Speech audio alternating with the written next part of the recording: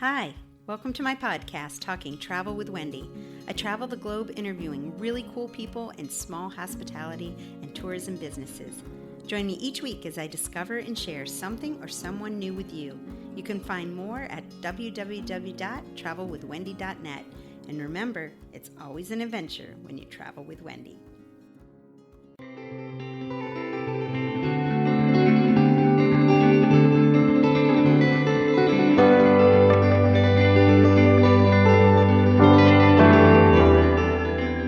In today's podcast, we're going to explore Colorado, part of my 2021 cross-country road trip.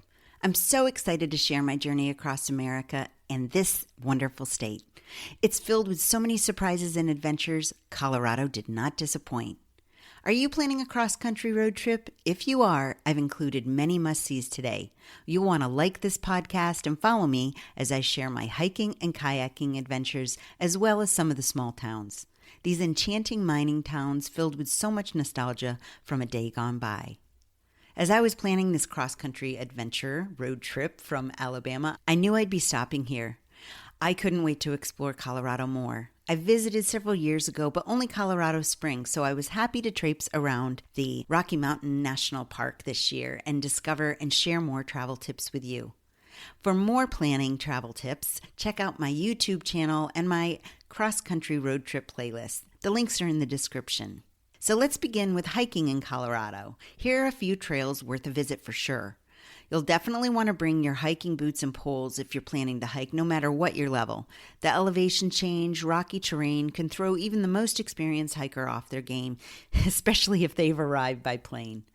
The mountains, lakes, and streams of Colorado are unforgettable and breathtaking. Majestic, snow-covered mountains with lush green forests that surround lakes and reservoirs are exactly like you see all over Instagram.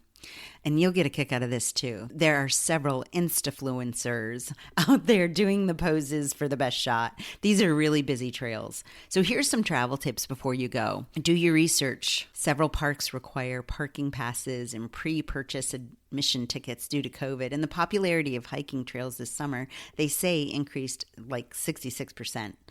I've also included a few trails for my recent visit just a few weeks ago this October. The first trail we visited was St. Mary's Glacier. Parking is $5 per vehicle, and the trail difficulty, I would say, is intermediate, but definitely worth it for spectacular views. If you're a new hiker, you'll want your poles. But even in July, it was quite windy, and I would advise bringing a windbreaker. I'll have more of that in the vlog. It was busy, but not super crowded on the trail. The parking lot was more full than the trail. They do have porta potties available, but the kind you see at construction sites. The next trail I just recently discovered this fall during aspen season. My friend Sally taught me so much about them. It's the largest living organism on Earth, interconnecting over mountains, according to nature.com. Aspens drop its leaves in winter, but remain alive and requires metabolic energy. There's so much fascinating science around the aspens. I've put the links in the description too. One of those trails that are for leaf peepers is called the Cross Creek Trail, and it's part of the Holy Cross Wilderness, located near Minturn, Colorado, and Vail and Beaver Creek. The trail difficulty is a little rocky and slippery when wet, so poles are advisable. It is a dog-friendly trail, but they must be on the leash. The drive to the trailhead turns to a dirt road, so be prepared for a little off-roading. But once you get to the top, the views of Battle Mountain and Beaver Creek Mountain are just spectacular. Here are a few hiking trails near Estes Park, Colorado. The Bear Lake Trailhead, and it is part of the Rocky Mountain National Park. This gets really busy. The one trail has several lakes like Dream Lake and Emerald Lake. They're just gorgeous. Parking is the most difficult challenge for this trailhead. You'll definitely want to plan ahead and possibly take the shuttle from the far parking lot. As far as trail difficulty, if you're just going to do the round loop around Bear Lake, it's easy. You could just wear your sneakers for that one. However, if you do plan on doing the trails for Dream Lake and Emerald Lake, these are intermediate and you'll want your boots and poles. A travel tip is weekends are busy, so arrive early or late in the day.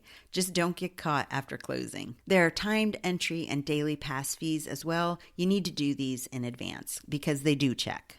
Another trail is the Lake Estes Trail, and you can pick this up at the Estes Park Visitor Center. Parking is free at the parking garage all day, and this is a huge tip because in Colorado, there's a parking fee everywhere you go. The travel difficulty is easy, and this gorgeous trail follows the border around Lake Estes. If you need to stop and have a break from touring and want amazing views of mountains and lakes, I definitely recommend a short hike or trail walk around this lake. It's completely paved, and John and I enjoyed the stroll around the lake with mountain views. We had a gorgeous day and relaxed on park benches that dot the trail. My next adventure was kayaking on the Colorado River. This included a full day with my friend Sally, her husband Rich, and their friend Dave. Dave is a kayaking instructor and a river float extraordinaire. His homemade float umbrella was the envy of the river crowd. We had a glorious sunshiny day. We met at Rancho del Rio in Bond, Colorado to put the boats in. I even gave the kayaking a try. Yep, on my own, solo kayaker. Expert here. This part of the Colorado River is great. And this stretch was a level 1 and a level 2. So for us newbies, it's a perfect stretch of water to try out our sea legs or river legs, whatever. Rancho del Rio has kayak rentals, lessons, cabins, a coffee shop, trout fishing, and a bunch of other fun spring and summer activities. These are just a few of my Colorado outdoor adventures. I'm going to share more in-depth content with you guys coming up soon, but I could only fit so much in this one podcast. It was also a lot of fun exploring the small towns of Colorado on this road trip. And here are a few worth mentioning. So if you're heading to Vail in the Breckenridge or Estes Park area, you might want to combine them in your itinerary with a great hike like the few I've mentioned. All of these towns are located off of 70 West, so if you're coming from the Denver area, it will make it super easy to stop along the way. Here's a travel tip. You may decide to camp or stay overnight in one of these pioneer towns too on your Colorado adventure, which isn't a bad idea. There are lots of rentals and Airbnbs, but you'll definitely want to book these far enough in advance. So the first town along 70 is Idaho Springs. This enchanting town in the mountains is believed to be the first mining town of Colorado, and its main street is still really super cool, filled with restaurants, gift shops, outdoor rec rental places galore. And a website that I found to be super helpful is called This is Idaho Springs. They also have a Facebook page, and they keep up-to-date information about the local activities. While we were there, we enjoyed some pizza at Beaujeu's. Beaujeu's? I'm probably not pronouncing that right. But this super popular pizza place may take a few minutes to get your seat. You can hop on their website and easily get a place in line. I visited this place twice this year, and both times we had a 20-minute wait, which was fine because we just walked around the town and shopped. They texted us when our table was ready both times. Fast, easy, and the pizza was great. One of their tricks is after you're done eating the pizza, you can dip their cheese-stuffed crust into the honey that they leave on your tables. Yum. The next town is Georgetown. If you travel along Colorado 70, quite often you might actually see mountain goats with horns on the mountainsides. There are actually scenic pull-offs for you to observe them too. Make a note of this before you go because you might just drive by these scenic pull-offs without even knowing it. Famous visitors to Georgetown were Annie Oakley and Buffalo Bill Cody, and if you want a ton more historic facts for this almost intact mining town, be sure to stop at the beautiful Visitor Center right off of 70. It has nice restrooms, local books, artists and crafts and jewelry, woodworks, and a short film to watch for more historical information. We enjoyed strolling through the town, admiring the architecture, and we certainly did not get to spend half as much time as I wanted to in this Victorian gem. There's also an old train and railroad loop to take through the mountains, so next spring or summer, I definitely want to do that. Another town that I absolutely adored was Frisco. This is located on the Dillon Reservoir, and Frisco is such a cool town with fantastic history. gold mining, strong women in charge, and a determination to live the American dream. You absolutely want to visit the historic park and museum. You will not be sorry. I had the most superb July day this year while touring Frisco. Gorgeous skies, happy faces, and lots to explore. The historical buildings that are there are just spectacular and in great shape. This town has so much outdoor fun, from adventure parks to marinas to hiking trails, plus lots of restaurants, hotels, Airbnbs, and rentals. Yeah, super cool town. So the last town we're going to look at is Minturn. And this little town of Colorado is artistic and cool and has a great hip vibe. It really is so me. It also helps that my girl Sally lives there. We've been friends since 8th grade, and this year she's been host and tour guide extraordinaire. I've super missed her being over in Deutschland. I loved hanging out and having her show me around her Colorado.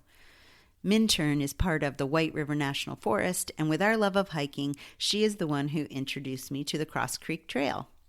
Minturn is also famous for the Minturn Mile. This is a ski run in the winter and a hiking trail in the summer. And during the summer, it's known as the Game Creek Trail. Minturn also has several local gift shops filled with local art and gifts, restaurants, a coffee shop, and the Minturn Saloon, Vail Valley's most historic restaurant. So, what do you think? Pretty awesome, right? Definitely makes you want to explore Colorado. This outdoor girl was so delighted to see so much natural beauty, meet amazing people, discover national landmarks, and explore this gorgeous state. If you think this is all I've got, you'd be wrong. I have so much to share about Colorado, I couldn't possibly do it in just one podcast. So be on the lookout for more content coming soon. And I hope this helps you plan your American adventure too. Let me know if you need any help. I'm here. Thanks so much for joining me here. My podcast helps support small businesses and share authentic experiences around the globe. Remember to like, follow, and share my podcast. I'm also on Facebook, YouTube, and Instagram. If you're interested in traveling the world, check out my website. I have a lot of resources. Travelwithwendy.net. Thanks for listening today. It's always an adventure when you travel with Wendy.